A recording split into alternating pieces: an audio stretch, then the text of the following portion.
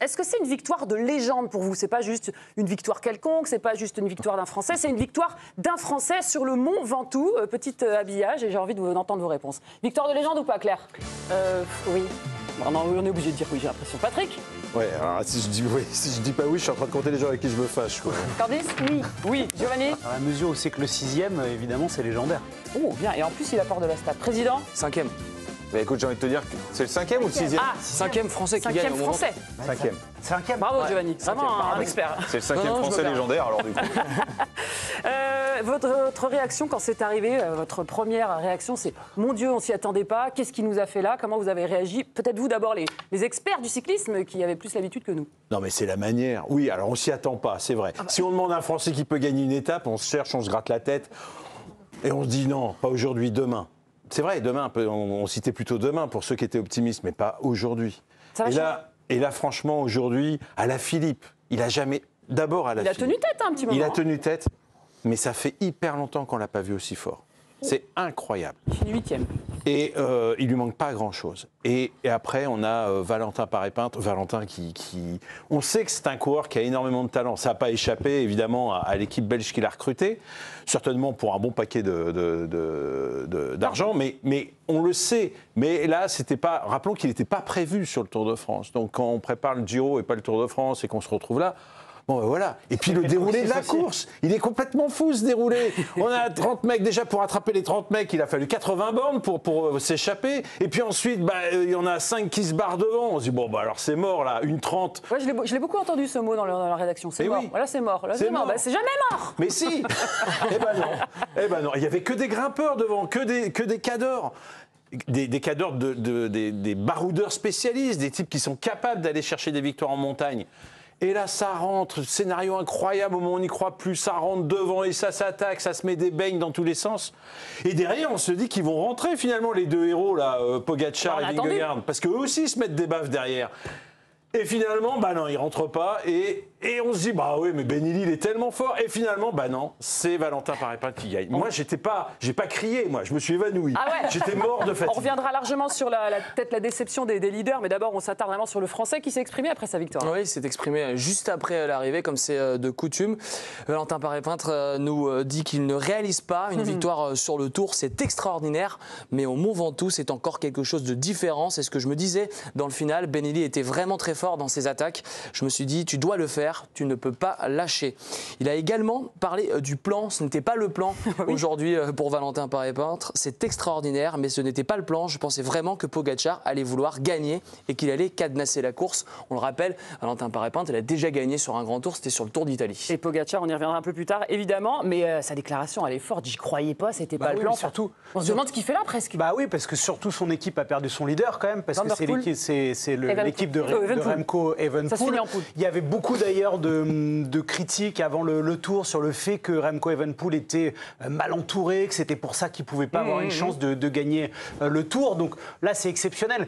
Après, Patrick a raison quand même de tirer un grand coup de chapeau à Julien Alaphilippe parce qu'il nous a fait également plaisir aujourd'hui. Mais ce que fait Valentin Paré-Peintre, parce que Benilli, c'est pas n'importe qui sur ce Tour de France. Il a porté le maillot jaune. C'est quelqu'un, il a fait une ascension exceptionnelle. C'est quelqu'un qui a beaucoup de courage, qui a beaucoup de cœur. Tout le monde le voyait finir, honnêtement.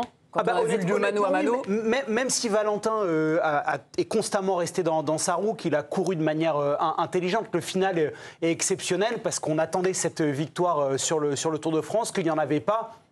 Que c'est le Ventoux, que c'est une ascension, et on l'a encore vu sur les images.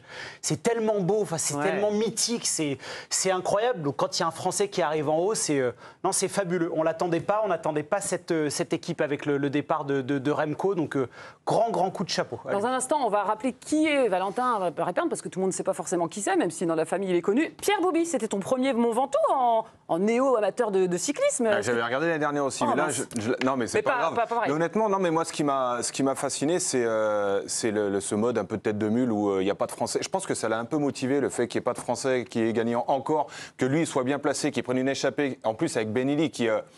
tu sais à qui t'as affaire en fait, tu sais que ça va être dur, parce qu'il est dans le coup et il va te tirer forcément vers le haut. Soit tu vas au bout et tu vois ce qui se passe, soit tu craques. Mais là, je pense que c'est uniquement dû à sa force mentale de la course, de la tactique qu'il a adoptée. Et quand je le voyais, on dirait un peu un serpent quand il se met sur son vélo et qu'il commence à naviguer. Je me dis, putain, mais il va y arriver en fait. C'est pas possible. Là, juste la butte, juste avant, moi j'étais sur le cul. Il m'a fasciné. Je me suis dit, bravo quoi. Il n'a jamais lâché Benelli dans ce fameux mano à mano. C'est qui, pour ceux qui ne connaîtraient pas forcément, ce jeune homme de 24 ans qui faisait son premier tour? Le frère d'Aurélien. Premier Tour de France. Peut-être un peu, si tu veux. Non, c'est intéressant de revenir sur la personnalité de Valentin Paré-Peintre. C'est un coureur de 24 ans qui a fait ses gammes chez AG2R à la mondiale, donc dans une équipe française, une équipe qu'il a quittée. Il a quitté également son grand frère, Aurélien Paré-Peintre, avec qui ils sont très proches, pour rejoindre l'équipe Soudal Quick-Step, pour être en quelque sorte un équipier en montagne pour Remco Evenepoel pour remporter le Tour de France.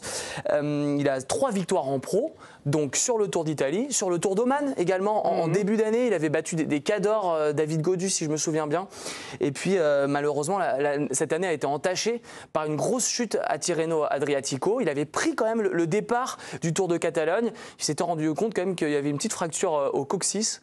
Et derrière, il avait été éloigné de la compétition. Il n'avait pas participé au Tour d'Italie. Il revient petit à petit avec le Critérium du Dauphiné. Et là, à sa meilleure forme peut-être de sa carrière. On ne l'attendait pas là aujourd'hui. Même la réalisation non plus, parce qu'on a mis du temps à le voir, Valentin Paré-Peintre, revenir dans le Ventoux. Une question. Bien sûr. À Claire, elle a envie de parler. Claire, est-ce que tu penses que c'est une victoire qui peut changer un petit peu sa carrière quand même? Sa vie même. Ouais, mais très clairement, bien sûr. Déjà parce qu'en effet, il venait pas du tout dans un rôle de leader. Il était absolument là pour épauler Evenepoel. C'est même pour ça qu'il a été recruté cet hiver, pour épauler Landa et Evenepoel sur les grands tours. Donc là, la première fois qu'il a sa chance, il va scorer. En plus, il score au Mont Ventoux, donc évidemment, c'est un super truc.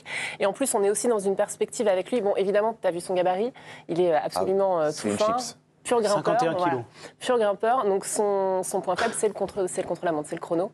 Et pourtant, déjà, dans cette formation, on s'est dit, c'est un peu ce qu'on va lui faire travailler au fur et à mesure. Donc c'est déjà quelque chose qu'on avait dans la tête pour essayer, lui-même le dit, d'aller, pourquoi pas, jouer les classements d'une semaine, notamment sur les courses françaises. On pense bien sûr au Dauphiné pour la plus prestigieuse. Donc ça peut forcément, à un moment, peser dans la balance. Pas de là à aller avoir un statut d'Evenepoel, évidemment, pour l'instant, c'est pas du tout ce qu'on dit. Mais en effet, il peut avoir de plus en plus de chance et de crédit. Son nom sera coché plus souvent. Et de crédit, ouais, totalement. Dans le cœur des Français, Candice, clairement, on va se souvenir de lui, quoi. Ah ben oui, carrément, parce qu'il a effectivement ce numéro. Mais qu'est-ce que ça fait du bien de voir un Français qui arrive à relancer, il reste au contact, d'ailleurs il attaque, l'autre il répond, on se dit mais à quel moment il va craquer? Mais non, mais craque pas parce que... On pense tous qu'il va craquer. Oui, et la dernière attaque de Benelli, on se dit c'est peut-être trop tard là, et dans le virage, mais il a hyper bien pensé son truc, il connaissait parfaitement l'arrivée parce que je veux pas croire qu'il laisse quelques mètres au virage et derrière il le prend à l'intérieur. Attends, qui ne connaît pas l'arrivée du Ventoux quand t'es coureur cycliste? Je suis sûr que Giovanni connaît. Mais attends, c'est important de le dire parce que non, mais tout le monde l'a pas monté. Vauclin dit que c'est la première fois, par exemple, qu'il le montait. Non, mais on peut l'arriver à changer. sans les avoir déjà montés. La dernière rampe est beaucoup plus dure qu'avant, Patrick. Oui, c'est vrai. Et c'est là où il fait la différence. Donc c'est ça qui allez, ça va, t'as 2% de plus. Non, mais quand même, il y a un sprint. Ça va pas. Il y a un les mecs sprint qui et il montent le bat depuis au 30 sprint. bornes, je pense que c'est pas la dernière. Oui, mais quand même, ça, ils le savent. Mais c'est toujours redoutable, le Mont Ventoux. C'est ça qui est fantastique avec cette montée, c'est que cette ascension, on part avec des coureurs au début de cette ascension, Thymen Arensman, Julian Alaphilippe, puis Buitrago, et puis à la fin, on se retrouve avec d'autres coureurs qui reviennent. Et ce qui est intéressant dans ce duel entre Benelli et Valentin Paré-Peintre, c'est deux gabarits complètement différents. On a un pur grimpeur, un format, c'est une plume, on le dit, il pèse rien du tout. D'ailleurs, des fois, quand on le voit, on se dit il est anorexique, quoi, Valentin Paré-Peintre en vrai, c'est la vérité. Et Benelli, c'est plutôt un baroudeur. Il a beaucoup moins de références en haute montagne. Là, on est à quasiment 2000 mètres d'altitude, on a plus de 1900 mètres. Et c'est aussi ça qui a fait la différence pour Valentin Paré-Peintre quand on est dans ces altitudes-là, avec un effort aussi long, environ 1 heure d'effort. Normalement, ses capacités intrinsèques sont meilleures que celles de Benelli.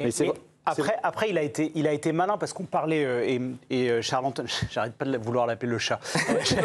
Charles-Antoine parlait des coureurs qui ont débuté l'ascension. Il y a quand même Mas qui a compté jusqu'à 50 secondes d'avance sur cette montée du Ventoux, qui, comme toujours, malheureusement pour lui, il explose quand même très souvent. Il n'arrive pas à conclure l'Espagnol. Et c'est Benelli, en fait, qui, sur toute la montée, fait un effort monumental. Et c'est là où Valentin Paré-Peintre a été extrêmement intelligent, où il a parfaitement géré sa montée.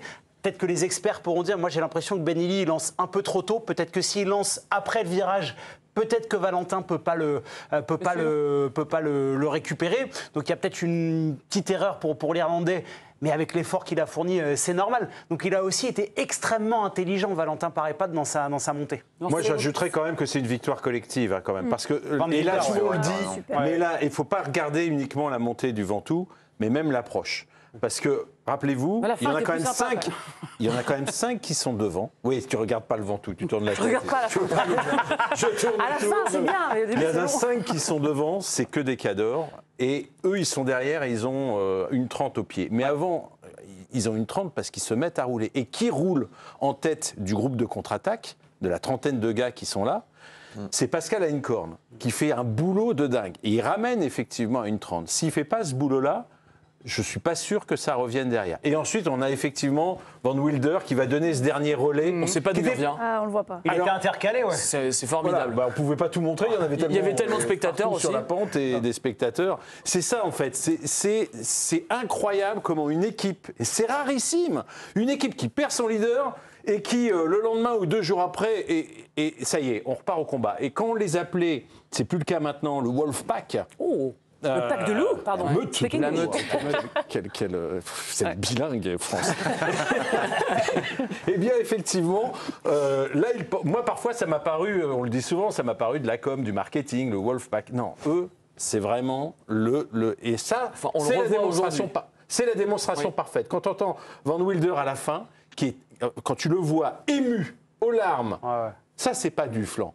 Il est vraiment heureux. Je ne sais pas si c'est son grand pote, c'est même peut-être pas ça. C'est son collègue. collègue. Il est ému parce qu'ils ont bossé comme des chiens toute la journée, enfin comme des loups, et ils ont réussi. C'est le fait d'avoir.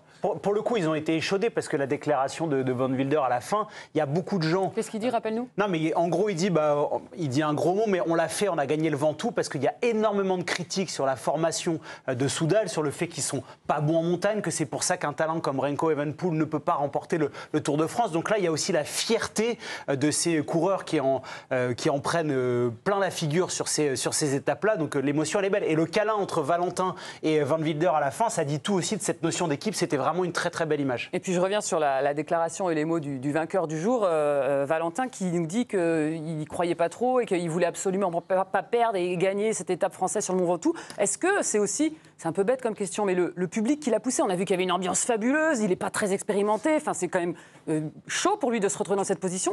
Ça compte à ce moment-là, le public, vous pensez, Claire? Ouais, c'est sûr, mais c'est pas du tout bête comme question, au contraire.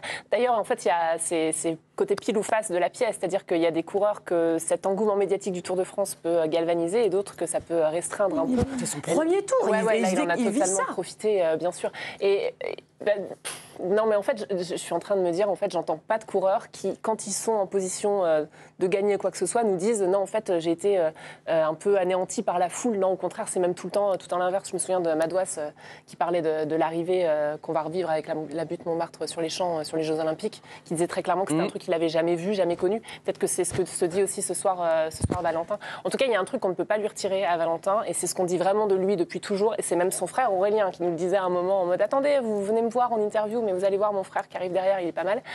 C'est qu'il est extrêmement intelligent. Mais tout le monde dit ça. Et aujourd'hui, il a fait juste du Valentin Paré-Peintre de A à Z. C'est de l'horlogerie. Ouais, c'est un sniper. Ouais, c'est-à-dire qu'il tire il a un fusil mais à un coup, quoi. C'est-à-dire qu'à chaque fois, il met paf entre les 2 yeux, quoi. C'est vraiment ça. C'est-à-dire qu'au moment où il porte son démarrage, quel que soit son objectif, il va au bout. Le monde qu'il y avait, tu soulignes le monde qu'il y avait au Ventoux. C'est la 11e fois, je crois, qu'il y a une arrivée au Mont Ventoux. Moi, j'en ai quand même vu quelques-unes. J'avais jamais vu, surtout dans la première partie jusqu'au Chalet Reynard, je n'avais jamais vu autant de monde sur les pentes du Mont Ventoux. Jamais, jamais, jamais. Avant, il y avait du monde, effectivement. À l'endroit du Chalet Reynard, il y avait énormément de monde. Rappelez-vous quand Froome, justement, il est à pied. Il monte à pied, là, parce que son vélo marche plus, etc. Et là, il y a un monde de dingue, effectivement. Oui, à cet endroit-là. Mais là, dès le pied, presque au virage de Saint-Estève, qui est un peu le pied du Mont Ventoux, jusqu'au-dessus, c'est complètement alors qu'il n'y a pas de Français à la base qu'on attend et qu'on ne sait pas un tour où on se dit les Français vont briller. Donc c'est bien, ça en dit long sur la popularité. Oui, il faut vous parler aussi de l'ascension du Mont Ventoux. La route était fermée depuis hier, parce qu'on sait tous les camping-cars, les étrangers, les Belges et les Néerlandais, mais aussi les Français qui ont envie de vivre ces moments-là. On a fermé la route hier, donc beaucoup de personnes montent aussi en vélo. On a tous ces spectateurs qui sont au bord de la route, qui sont montés le matin en vélo, donc ont aussi fait un effort physique et qui se rendent compte de ce que vivent les coureurs pros. Ça, c'est formidable. C'est une ascension qui, pour moi, est hors catégorie dans l'imaginaire, dans la mythologie du cyclisme. Elle est à part, cette ascension du Mont Ventoux. Par rapport au monde et au public, tout à l'heure, tu disais que ça pouvait restreindre certains coureurs et en galvaniser d'autres. Est-ce qu'il n'y a pas un moment où des coureurs cyclistes se mettent dans une bulle où ils ne calculent plus rien, où ils sont complètement dans leur objectif ? Après, c'est dur sur le Tour de France. Hein. C'est super dur. Il y a trop de bruit. Non, mais ça crie tout le temps, en fait. En fait, mais c'est-à-dire que taisez-vous. tu... C'est vrai qu'on a envie de leur dire. Non, mais c'est exactement ça. Non, mais tu sors de l'hôtel, tu as forcément des gens qui attendent déjà en bas de ton hôtel. Tu prends le bus, tu sors du bus, tu as des gens en bas du bus. Tu vas jusqu'à la signature, tu as des gens à la signature. Enfin, en fait, c'est ça tout le temps. Et c'est même ça sur les journées de repos. Donc, c'est vraiment des moments, et notamment pour les coureurs français, mais aussi pour les superstars, c'est vraiment des moments où c'est très dur de se mettre dans sa bulle. Mais après, sur l'ascension... Mais ça, il faut l'accepter, en fait. Il y a des coureurs qui ne supportent pas ça. Et en fait, on m'a même... Enfin, moi, j'ai en tête des coureurs qui m'ont dit, en fait, il y a un moment où c'est un choix. C'est-à-dire, soit on se dit, on va être complètement freiné ou endormi par ce qui se passe, par la pression qu'on a sur les épaules, parce que tous les coureurs français ont une pression sur les épaules, quoi qu'il se passe, peu importe leur objectif, en fait, sur le Tour de France. Soit on s'en sert et on se dit, c'est une fois par an, et là, ça change, et un peu, il faut changer presque sa personnalité, c'est souvent ce qui se passe. Là, il y a un coureur que ça aide beaucoup, il en a parlé en interview, c'est Kevin Vauquelin, il trouve ça très grisant. Je pense que ça le transcende complètement, c'est ce qui lui permet de réaliser de très belles performances jusque-là sur le Tour de France. Cette folie, elle te porte, elle t'amène aussi à te dépasser au niveau de tes limites. Je pense à Julien Philippe en 2019, c'est exactement le même phénomène. On y reviendra dans un instant d'ailleurs sur le premier Français au général, Vauquelin. Candice, pour finir, est-ce qu'on peut dire que c'est pour l'instant le sauveur de ce Tour de France? Attention, Candice. Ben non, mais hier, on se demandait est-ce qu'on allait finir Fanny. Forcément, est-ce que les Français soient Fanny. Nous, on se dit, on est soulagés aussi parce qu'il y aura plus ce spectre du 1999, la dernière année, sans victoire. Je pense que ça soulage aussi quand même les Français du peloton. Ils disent, on va plus forcément nous parler de cette disette. Maintenant, est-ce que ça va en délivrer certains qui ne pensaient pas forcément aller attaquer, ou est-ce que ça peut rebattre des cartes? Oui, peut-être aussi, mais c'est sûr que là, en tout cas, c'est... Voilà, ça soulage un peu tout le monde, ça fait plaisir à tout le monde, parce que vraiment, on n'arrêtait pas de nous dire que Pogačar allait gagner aujourd'hui, qu'il a le col de la Loze, il va vouloir gagner aussi, que finalement, on l'a vu hier, qu'il y avait très peu de place pour les Français. Donc tant mieux. En plus, surprise, personne ne l'avait vu venir au monde. Vous avez eu peur à un moment donné que Pogačar c'était n'importe quoi. Ils avaient 4 minutes, ils reviennent à 2 au bout de 3 km. Je me suis dit, c'est quoi le délire? Moi, je me suis dit... C'est parce qu'ils se sont regardés que ça n'a pas marché. S'ils s'énervent, ils le font. Non, en fait, je pense que quand Pogačar contre Vingegaard, s'il le lâche, là, c'est fini. Là, je pense qu'il peut revenir. En fait, il ne le lâche pas. Donc après, ils se regardent, mano à mano, ils se neutralisent et ils se font le sprint à la fin. En fait, Vingegaard, il a tellement attaqué, on va revenir dans un instant, que Pogačar, il est dans une situation très défensive et il oublie petit à petit cette victoire. Mais ils perdent à un moment 1 minute au kilomètre, ce qui est énorme quand même. Pogačar, Vingegaard, on y revient dans un instant. Est-ce qu'on peut juste rappeler, parce que c'est historique ce qu'il a fait, notre Français du jour, qui est-ce qu'il a... Il a succédé à qui, je veux dire, au palmarès des Français qui ont gagné ce Mont Ventoux, parce qu'il se compte sur les doigts d'une main. Facile cette phrase. Elle était longue, mais j'ai réussi. Si je me trompe pas, la dernière, donc c'est Richard Virenque. Ça, je l'avais. En 2002, c'est bien ça. Et après, c'est un jeu. Viens, on joue. Il y avait qui avant, Patrice? Il y a le chrono incroyable. Non mais on peut Patrick. On peut faire une œuvre Allez, collective. on teste Patrick. Il y a le chrono inoubliable de Jean-François Bernard sur les pentes du Mont Ventoux, c'est 1987. C'est dans l'ordre? Tu valides? Non, on monte, oui, c'est dans l'ordre, mais en montant. C'est exact. Ah, tu fais du premier au dernier, ok. Vas-y. Bah oui, non, bien sûr. Et puis, comme j'ai sous les yeux, j'ai failli te balancer sous les yeux. Franchement, t'es passé à deux. Non, mais il n'y a que des grands noms, en fait. Mais moi, je me balance tout seul. Mais oui, c'est pour ça que ça mérite d'être cité. Il n'y a que des grands noms. 1972, Bernard Thévenet et Raymond Poulidor. Très belle année, 1965. Donc, autant vous dire que c'est quand même assez incroyable. Poulidor, Virenque. Voilà. Et Richard Virenque. Richard Virenque, il était dans la même équipe que Valentin Paré-Pin, dirigé par Patrick Lefebvre. Elle n'avait pas le même nom, bien sûr. Et on ne souligne pas assez, parce que moi le premier d'ailleurs, j'ai souvent été critique avec Patrick Lefebvre, Mais le nombre de coureurs français, le nombre de victoires qu'il a obtenues avec ses coureurs dans son équipe sur les routes du Tour de France, je les ai comptés. Hein. Bah regarde, elles sont là aussi. Ouais, elles sont là. Ça en fait. Oh mince, c'est dit. Il a des infos, ce Patrick, incroyable. On a pensé les choses en même temps. 13 victoires, parce que là, je suis très fort aussi en calcul mental. Bien. Ça fait. Et au total, cette équipe qui a gagné énormément de courses, elle en a gagné 55 étapes sur le Tour de France. 13 sur 55. C'est presque un quart des victoires qui reviennent à des coureurs français. Et les noms, vous les avez effectivement. Bon, Julien Alaphilippe étant celui qui a gagné le plus souvent sous le maillot de cette, dans cette équipe. C'est quand même assez remarquable, quoi. Les Français, on se demande parfois s'ils vont gagner. On évite d'être Fanny, ça n'est arrivé que 2 fois en 100 et quelques années. Mais on oublie souvent que beaucoup de Français font des très belles carrières à l'étranger, notamment dans cette équipe.